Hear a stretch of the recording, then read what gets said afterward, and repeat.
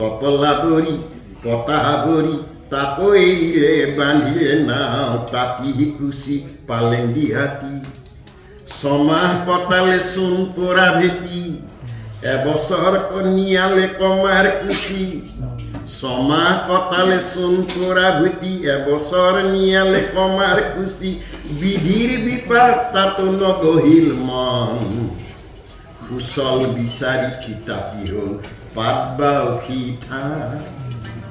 গুৰুজনাই যত সম্পদ দিলে পাত-বাউসী দিলে 18 বছৰ থাকি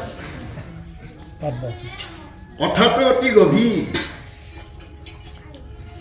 স্বয়ং ভগৱন্ত তেওঁ নিৰাকাৰ নিৰঞ্জন হৰি অব্যক্ত ঈশ্বৰ, কিন্তু তেওঁ ব্যক্ত হৈ 18 দিনীয়া কুৰুক্ষেত্ৰৰ যুদ্ধ কৰি ধৰ্মৰাজ যুধিষ্ঠিৰৰ হাতত তেওঁ ৰাজ্য দি থৈ গৈছে।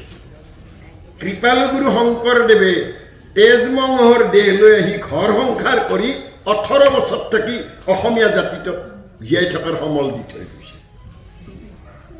গতিকে 18 বছৰ দীৰ্ঘ সময় সুৱদি সুবাসনা, 18 বছৰ দীৰ্ঘ সময় সুৱদি সুবাসনা, কীৰ্তন দশম নাট বৰগীত আৰু যে ভাওনা সমস্ত দি থৈ গ'ল।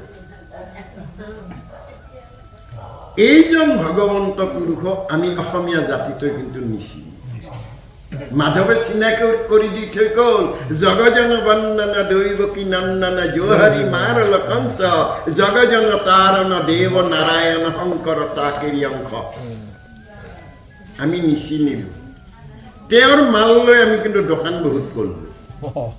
কাৰোবাক সুধিলে তেওঁক আমি সত্ৰীয়া দিয়ক, কাৰোবাই ক'লে মহাপুৰুষীয়া দিয়ক, কাৰোবাই ক'লে আমি নাম ধৰ্মত দিয়ক, কোনোবাই ক'লে আমি কীৰ্তনীয়া দিয়ক, কোনোবাই ক'লে আমি শংকৰ সংঘত দিয়ক, কোনোবাই ক'লে আমি ভাগৱতী সমাজত দিয়ক।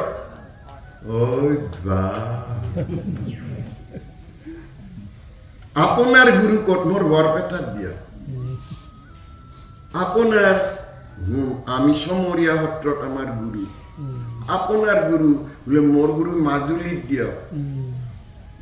গুৰু ইমানটো হ'ব নোৱাৰে, থাপনে কিন্তু সেইখনে থাকে, কাৰণ তেওঁ গুৰু হয়। সেইকাৰণে হৰিধ্বনিত দেওঁতে জয় ৰাম জয় নাৰায়ণ জয় কৃষ্ণ জয় হৰি, কাৰণ গুৰু হিচাপে মই আছো। আমি ইমান দুৰ্ভগীয়া জাতিটো চকু মেল নাখায়। আমাৰ তাত কিন্তু বেলেগৰ গুৰু আহিব। ইয়াত এই কাৰণে কৈছে যে বাছা মই মৌন হৈ আছো। দ্বিতীয়বাৰ বুজিছে মোক ভক্তি যোগ সম্পৰ্কে কওঁ, মই যাতে বুজি পাওঁ, কাৰণ মই অবলা নাৰী। অকল মই তৰিবৰ কাৰণে মই বাছা তোমাৰ ওপৰত ভক্তি মই খোজা নাই, মোৰ লগতে সমাজ তৰিব লাগে, মানে আপোন তৰা কুল উদ্ধাৰা। আৰু জীৱ সমস্তৰ বিবিধ সংসাৰ যেন তাক কয় প্ৰপঞ্চী আমাৰ, যাহাক জানিলে লোক সমস্ত পাপত হন্তে বিৰকতি হৈবে সাক্ষাৎ। আমাৰ দেহটো হ'ল আসক্তিৰ ভাণ্ড, সেইটো বিৰকতিত কেতিয়া আহিব? সেইদিনা বিৰকতি আহিব মই চিৰদিনৰ কাৰণে অহা নাই, মই কম দিনৰ কাৰণে আহিছোঁ, ইতিমধ্যে মই গৈয়ে আছোঁ। সেইকাৰণে ভাগৱতে বাৰে বাৰে কৈছে তুমি মোহশূন্য হোৱা, বিষয় শূন্য হোৱা, বাসনা শূন্য হোৱা, লিপ্সা শূন্য হোৱা, সৰ্বশেষৰ চিন্তাটো কৰা মই কিন্তু আত্মা দেই, মোৰ লক্ষ্য কিন্তু পৰমাত্মা। যিটো সিদ্ধান্ত দিছে যে জীৱ আত্মা পৰমাত্মা দুয়ো ককাই ভাই, হিয়া মাজে সোমাই আছে, চিনা চিনি না। তাৰমানে মই মোৰ লগত চিনাকি হোৱা নাই। চিনাকি নোহোৱাটো মহাপুৰুষ মাধৱদেৱে ককাত ক'লে যে আত্মা ঈশ্বৰক লাগ প্ৰত্যক্ষ সততে পাই, নাপাই জানা তাংক অবিদ্যা, অবিদ্যা নাখিলে লাগ, কৃষ্ণক পাৱয় লাগ, কণ্ঠলগ্ন বস্তুক সাক্ষাৎ। তেতিয়াহ'লে মই যিজনকে দেখিছোঁ সেইজনে হয়। ভাগৱতে সিদ্ধান্ত দেখে যত দেখা চৰাচৰ হৰিময় নিৰন্তৰ, প্ৰত্যেকে কিন্তু হৰি দেই। আমাৰ গণ্ডগোলটো লাগি গ'ল, তেওঁ আমাৰ শৰণীয়া নহয় নহয়, তেওঁক তাতে কিয় দিম, তেওঁক তাতে নাই বুলি কৈছে নি কৰ, তেওঁক ভগৱন্তই কৃপা কৰা নাই, লোৱা নাই। তেওঁক তাতো হৰিয়ে আছে, বাকীটো তেওঁক তাতো টানি আছে। সমস্ত ভূতত ব্যাপী আছো মই, হৰি সমক মানিবা তুমি বিষ্ণু বুদ্ধি কৰি, যত দেখা চৰাচৰ হৰিময় নিৰন্তৰ, আমাৰ গণ্ডগোল তাতে। গতিকে জীৱ সমস্তৰ মংগল কামনা কৰিব লাগিলে আমি সমস্ততে হৰিময় দেখিব লাগিব। ইয়াত ধনী ঠগ আপোনাৰ জাত এইবিলাক বিচাৰ কৰিলে নহ'ব। আমি প্ৰত্যেকেই ভগৱন্তৰ বিচ্ছুৰিত অংশ, বৰ কম দিনৰ কাৰণে আহিছোঁ, আমি কিন্তু গৈ আছোঁ। জীৱন কিন্তু এখন বোৱতী নৈ, এই নৈখনত কিন্তু আমি কুহুৰিয়াব পাৰোঁ নে নাই। ইয়াতো এই কাৰণে কৈছে যে যিটো কথা জানিলে পাপ দূৰ কৰিব পাৰি। পাপ কেনেকৈ দূৰ হ'ব? চকুৰ সাধনাই। মোৰ চকুৰে যদি বেয়া নাচাওঁ, কাণেৰে বেয়া নুশুনো, জিভাৰে বেয়া কথা নকওঁ, হৃদয়েৰে বেয়া চিন্তা নকৰোঁ, হাতেৰে বেয়া কৰ্ম নকৰোঁ, চৰণেৰে মই বেয়া ঠাইলৈ নাযাওঁ, ভগৱন্তই কৈছে তুমি অমৃতস্য পুত্ৰ, তুমি অমৃতৰ সন্তান। অমৃতৰ সন্তানে অমৃত নিবিচাৰিলেও অমৃত তেওঁ খুৱায়।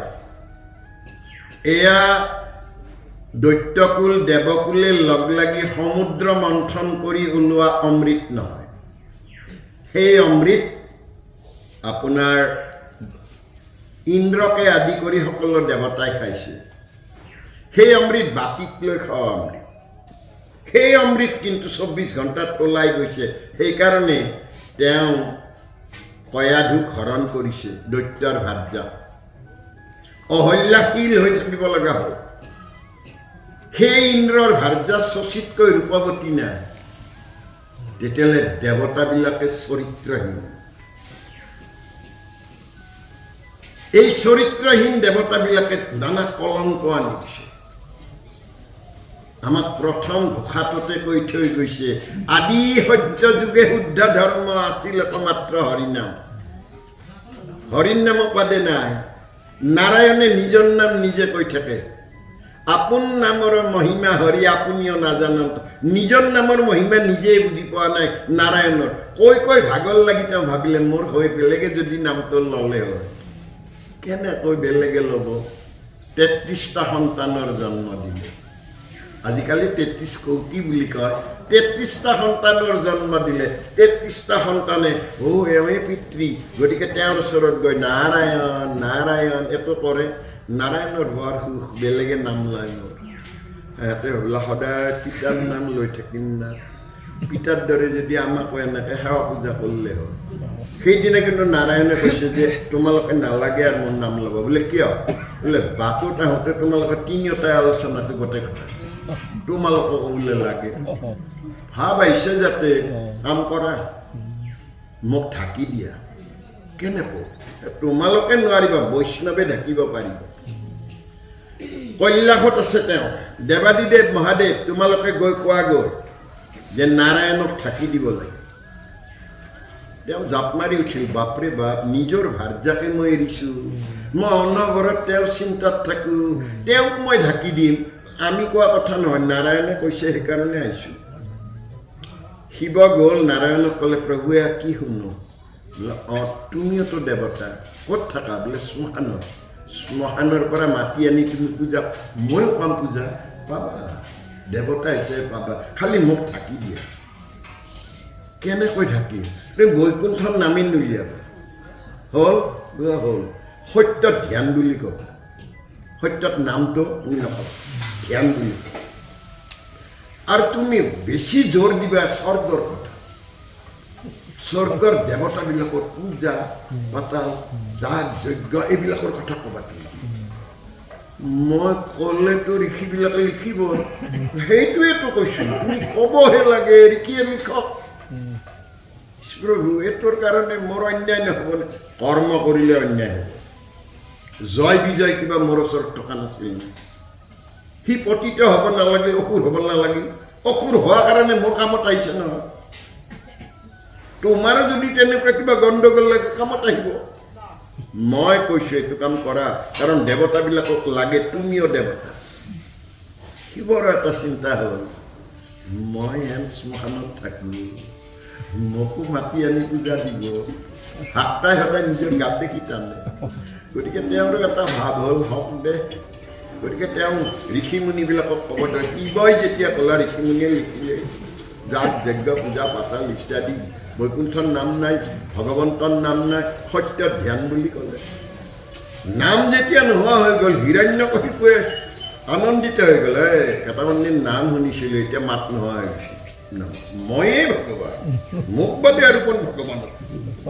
এনেকৈ ধ্যান কৰি যে চাই ব্ৰহ্মা আছে ব্ৰহ্মাৰ মনত বৰ ভাল লাগিল কোনো দিনেই পূজা নাপায় আজি এই হেন হিৰণ্যকশিপু নিজে যাক ভগৱান বুলি ভাবে সেই ভগৱানে কিন্তু মোৰ ওচৰত হাত জোৰ কৰি আছে আজি নাৰায়ণ থাকিলে মই নাপালো হৈ কিন্তু নোহোৱা হয় ভালে আছে সঁচাকৈয়ে এওঁ ক'লে তোমাৰ ধ্যানত মই তুষ্ট কি ধ্যান কৰিছা বোলে হাত জোৰ কৈ তোমাক এনে ধ্যানত তৎক্ষণাত নাপাবা যেতিয়া ভৰিৰ ওপৰত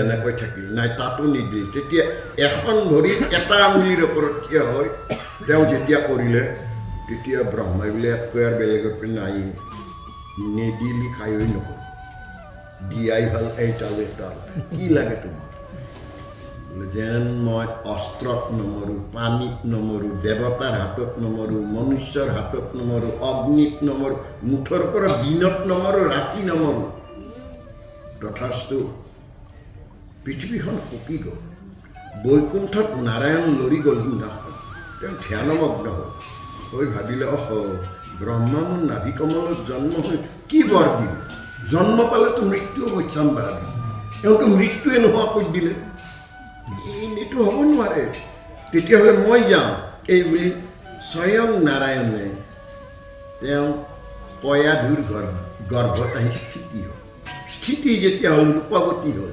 ৰূপৱতী যেতিয়া হ'ল নাৰী গৰ্ভৱতী হ'লে ৰূপৱতী হওঁতে ইন্দ্ৰই আহি হৰণ কৰি দিলে হৰণ কৰাৰ লগে লগে দেৱৰ্ষি নাৰদে থাপ মাৰি ধৰিলে কি কাম কৰিলে তোমাৰ হেন ভাৰ্যা চচি এই সুন্দৰী নাৰী থাকোঁতে পৰৰ তাকো দৈত্য বোলে দৈত্যাৰ হ'লেও সুন্দৰী হ'লেও গৰ্ভৱতী এতিয়া পয়াধু হতভম্ব হৈ গ'ল মোৰ স্বামী অপব্য অৰণ্যৰ মাজত আছে কি মই গৰ্ভৱতী হ'লো কি কয় গতিকে ভিতৰত থকাটো তেওঁ ধ্যান কৰি ক'লে যিয়ে মোৰ গৰ্ভত আহিছা তুমিতো মোৰ সন্তান হ'বা আৰু মই তোমাৰ মাতৃক কলংক দিবৰ কাৰণে আহিছা নেকি সমাজতো ক'ব তুমিও কলংকিতা হ'বা মোক নাৰীকো কলংক কৰিবা ভগৱন্তই তাতে ৰৈ গ'ল একেবাৰে হেৰি নহালৈ হিৰণ্যকশিপু এতিয়া দুটা বস্তু দেখুৱালে তাতে হিৰণ্যকশিপুৰ কথা হ'ল প্ৰহ্লাদক বাদ কৰিব লাগে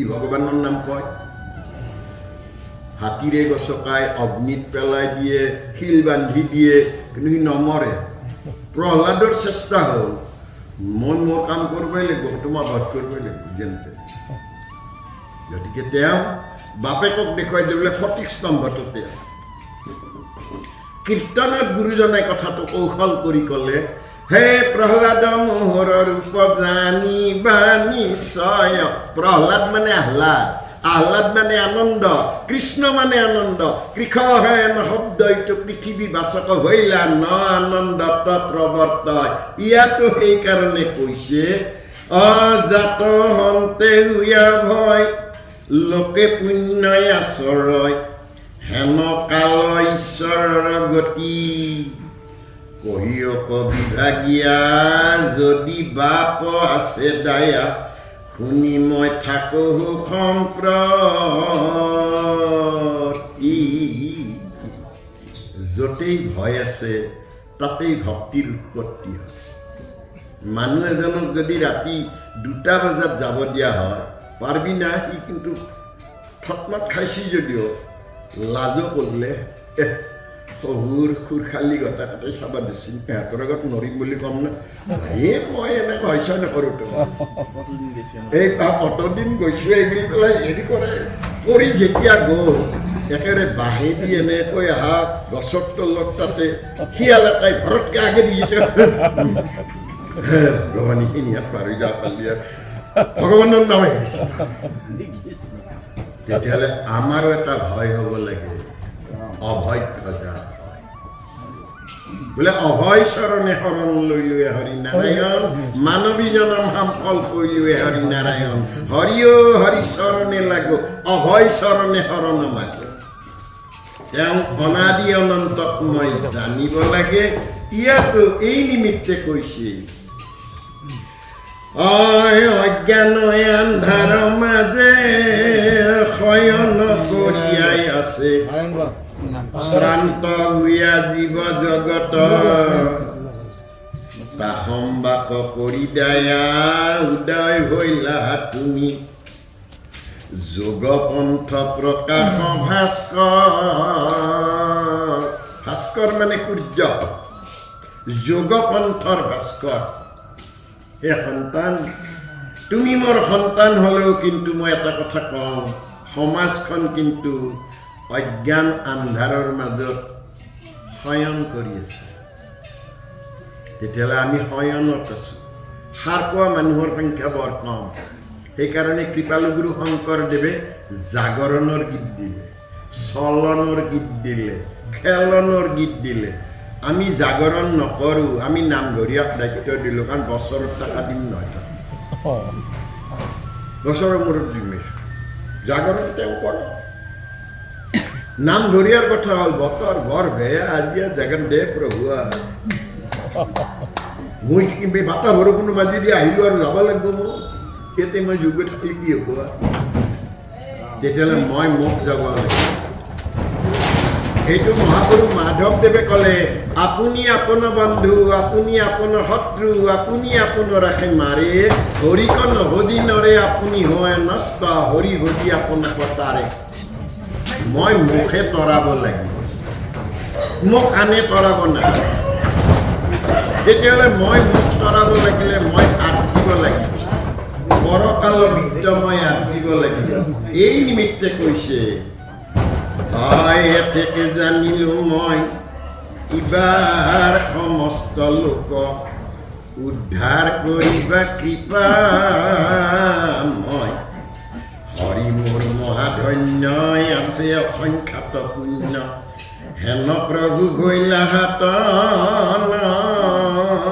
এইবাৰ তৰিব মোৰ ল'ৰাটো যোগ ভাস্কৰ এইবাৰ তৰিম আমাৰ সমাজতো তৰিম তৰিম বুলি কিছুমান মানুহে শৰণ ল'ম বুলি ভাবি থাকে ল'ব লাগে দেই বস্তুটো হয় গীতাটো হয় ভাগৱততো হয় শাস্ত্ৰৰ উত্তম গীতা ভাগৱত তাতেও হয় আমি এনেকুৱা মানুহৰ লগ পালোঁ আমাৰ লগত মূলৰ অধিৱেশনত যায় জিলা অধিৱেশনত থাকে বাপেনো শৰণটো কিয় নলয় ল'ম ৰবহে ল'ম বুলি ভাবি আছোঁ আৰু এটা সুবিধা পালেই ল'ম কিন্তু আৰু বৰ টানেহে কিহে টানে আমাৰ তাতে বছৰে এই কালী পূজাখন কৰে আৰু মোকো দায়িত্ব এটা দেইতো সন্মান কৰে কাৰণে আৰু বৰ নৰুহে আপুনি যিটো বাটেদি যাব খুজিছি সেইটো বাট কিন্তু অতি ভয়াৱহ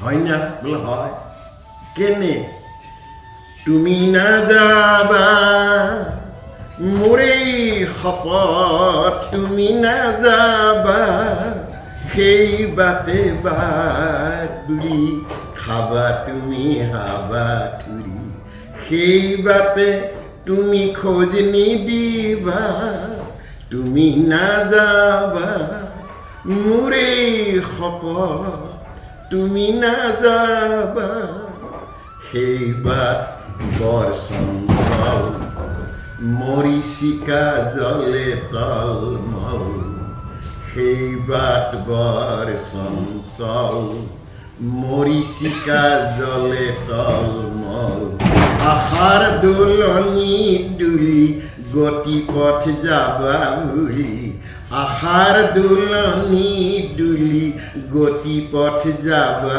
বুলি পাবা তুমি অচিন বতৰা তুমি নাযাবা মোৰে শপত তুমি নাযাবা ৰজনী মধুৰ বাণী শুনি ভাবিছানে কাষৰতে বুলি ৰজনী মধুৰ বাণী শুনি ভাবিছানে কাষৰতে বুলি দূৰৰ পাহাৰ খনি দূৰতেই শুৱনি দূৰৰ পাহাৰ খনি দূৰতেই শুৱনি বুকুখনি বৰ ফলাব মা তুমি নাযাবা মানুহজনে ভৰিত ধৰি বুকুকাই কান্দি দিলে বৰ চঞ্চল নেকি সেই বাপটো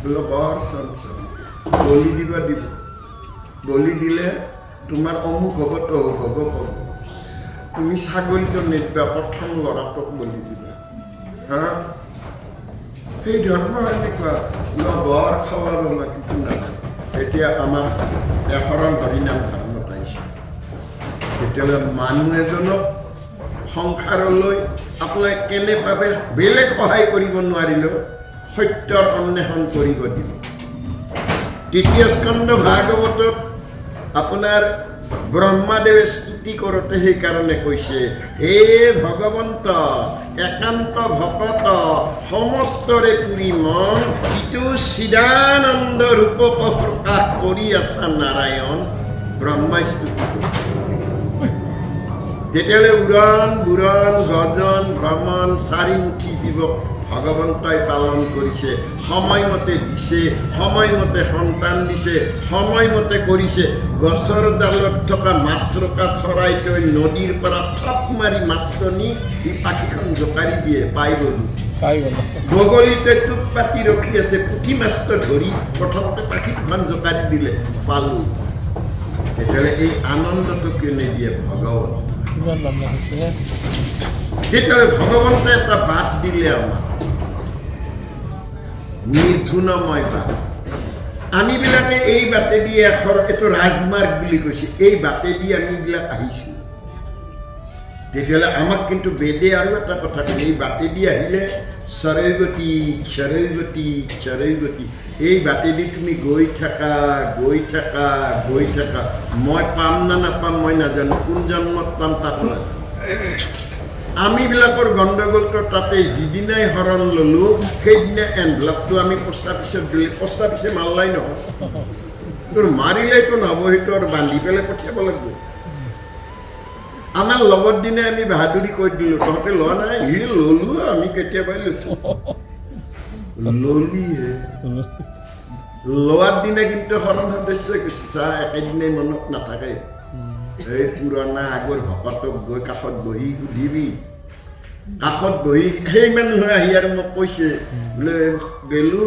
দুটাত তাতেও সেইবিলাক গভীৰ কথা মই যাকে তাকে নকওঁ নহয় বোলে আপুনিতো গধূলি বহে তেতিয়াই বহিম নহ'লে এই মোৰ কাষত থাকিলে মই দিগদাৰী পাওঁ তেতিয়াহ'লে দোকানত মাল নোহোৱা ভকত বহুত আছে আমি এই কথাত চিন্তা কৰিব